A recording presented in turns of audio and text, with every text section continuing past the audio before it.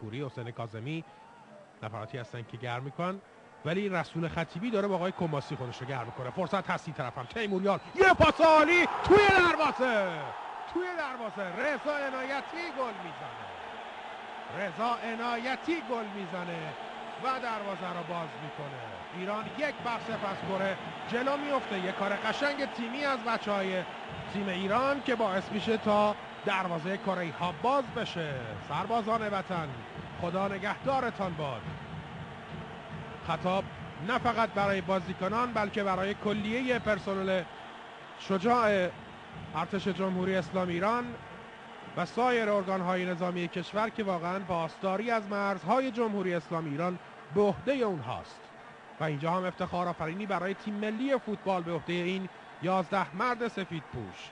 عالی میزنه رضا عنایتی و حالا با این گل شاید خودش رو رفته در تیم ملی هم به عنوان یک گلزن نشان بده.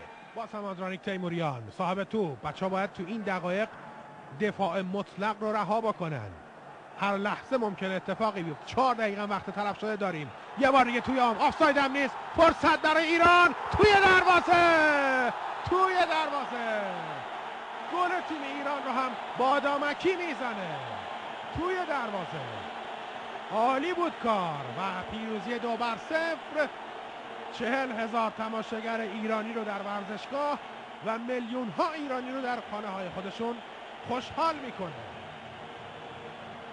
آفرین بچه های ایران که ببینیم چگونه بدین ترتیب گل دوم رو زدن.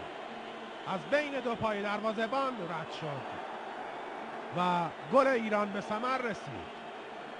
آفساید نیست، انصافاً آفساید نبود و این مرهم رسول خطیبی نقشی در جریان بازی نداشت و حسین بادامکی این گونه است که دروازه کره جنوبی رو در 90مین دقیقه باز میکنه. ایران 2، کره جنوبی 0. رودباریان